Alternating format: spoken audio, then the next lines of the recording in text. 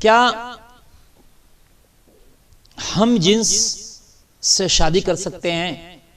یعنی لڑکا لڑکے سے اور لڑکی لڑکی سے ہم جنس اپنی ہی جنس سے شادی کر سکتے ہیں؟ کیا ایسا ہے اسلام میں؟ جیسے سننے میں آتا ہے ایسا ہو رہی ہیں، بہرحال وہ میرا اس سے کوئی معاملہ نہیں ہے، میں اپنی ایک اسلام کا نظریہ پیش کر رہا ہوں۔ اسلام کے نظریے کے اعتبار سے ہم جنس سے شادی آپ نہیں کر سکتے، لڑکا لڑکی سے نہیں، لڑکا لڑکے سے نہیں کر سکتا، لڑکی لڑکی سے نہیں کر سکتے۔ شادی کے کچھ اغراض و مقاصد ہوتے ہیں۔ شادی خالی یہ نہیں پارٹنر بنانے کے لیے کی جا رہی ہے، شادی کے کچھ اغراض و مقاصد ہیں۔ شادی کی سب سے پہلا جو اغراض و مقاصد میں سے ایک مقصد ہے وہ ہے اولاد، بچے پیدا کرنا۔ آپ خود بتائیں، لڑکی اگر لڑکی سے شادی کر لیتی ہے، کیا دونوں مل کر قیامت تک بھی اگر دونوں ملتے رہیں تو کیا بچہ پیدا ہو سکتا ہے؟ نسل آگے چل سکتی ہے؟ ان کا خاندان بڑھ سکتا ہے؟ ان کا نسلی چراغ روشن ہو سکتا ہے؟ نہیں، ان کا نسل کا جو چراغ ہے وہ روشن نہیں ہو سکتا، خاندان آگے نہیں بڑھ سکتا۔ تو یہ جو مقصد ہے فوت ہو گیا، جو مین مقصد ہے شادی کا فوت ہو گیا۔ یہ کیا لڑکا لڑکے سے شادی کر لے تو کیا نسلی سلسلہ آگے بڑھ سکتا ہے؟ کیا خاندان ان کا آگے بڑھ سکتا ہے؟ کیا ان کی نسل کا چراغ روشن ہو سکتا ہے؟ کیا ان کی اندھیری زندگی میں سویرا ہو سکتا ہے؟ نہیں۔ لڑکا لڑکے سے زندگی بھر بھی ملتا رہے یا ایک ساتھ وہ رہیں تو ایک بچہ نہیں پیدا ہو سکتا۔ تو ایک مقصد ہی یہ فوت ہو گیا، تو پھر شادی کا مقصد نہیں، دنیاوی اعتبار سے بھی آپ دیکھیں بھائی اسلام میں تو مطلق حرام ہے، ہو ہی نہیں سکتی، بات ختم ہو گئی۔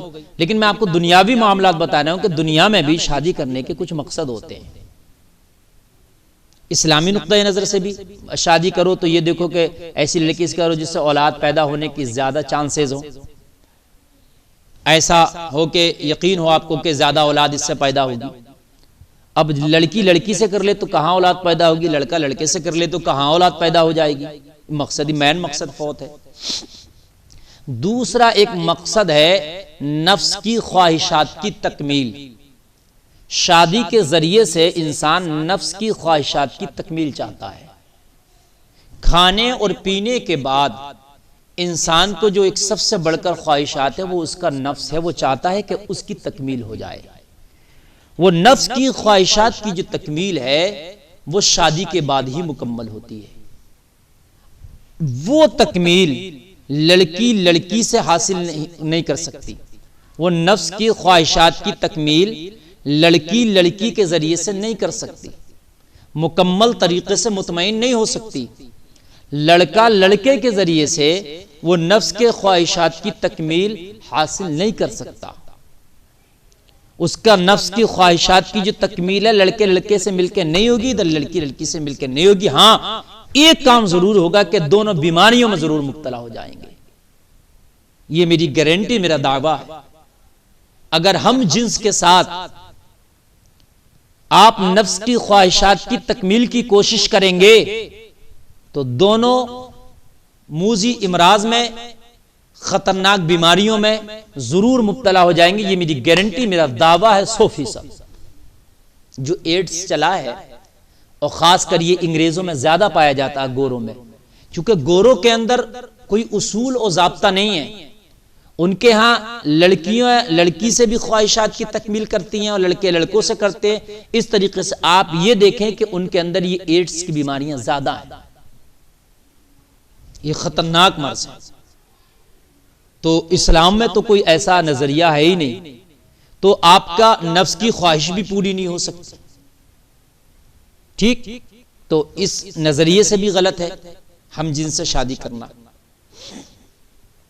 اور ایک بات اور ہے کہ کچھ کام ایسے ہوتے ہیں جو مرد ہی کرتا ہوا اچھا لگتا، اور جیسے باہر کا کمانے کا کام ہے، دھمانے کا کام ہے، باہر آنا جانا، اس کو مرد ہی کرے گا، وہ مرد ہے۔ بیوی گھر کے کام کو دیکھتی ہے۔ اب جب دونوں نے ایک جن سے شادی کر لی تو اب کون کیا کرے گا؟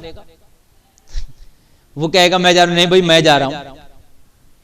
وہ کہے گا کہ بھائی تو یہاں رک، نہیں میں کیوں، میں بھی تو تیری طرح ہوں، میں بھی جاؤں گا وہاں. ایسی لڑکیاں شادی کر لیں گی تو وہ ایک دوسرے پر نہیں کر سکتی کہ صاحب میرے لیے کہ نہیں بھائی میں بھی یہ کروں گا، میں بھی یہ کروں گا، دونوں ایک سے ہیں نا، تو ان کے تو جھگڑے ہی نہیں ختم ہوں گے. بھائی مرد کو اللہ نے حاکم بنایا ہے، وہ مرد ہے نا تو اللہ نے اس کو عورت پر حاکم بنایا ہے. تو اب وہ تو دونوں ایک سے، مرد سے شادی کر لے گا تو کون کس کا حاکم ہوگا؟ لڑکی لڑکے سے شادی کر، لڑکی لڑکی سے شادی کر لے گی تو کون کس کا حاکم ہوگا؟ بتائیں آپ. دونوں ایک ہی جنس سے ہو گئے. تو ہمارے اسلام میں ایسا کوئی نہیں، تصور نہیں ہے، حرام ہے، ہو ہی نہیں سکتا.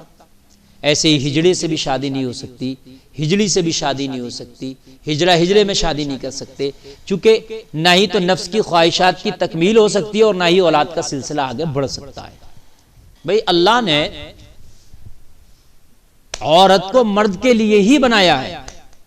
حضرت آدم علیہ السلام جنت میں، حضرت حوا تو نہیں تھی، حضرت آدم علیہ السلام کو پیدا کیا اور جنت میں بھیج دیا اللہ نے، جنت میں رہنے لگے. پھر حضرت آدم علیہ السلام نے عرض کیا اللہ میرے تسکین کے لیے اور میری دل جوئی کے لیے کوئی سامان پیدا کر. تب اللہ نے اپنے حکم سے حضرت حوا کو پیدا فرمایا آپ کی بائیں پسلی سے.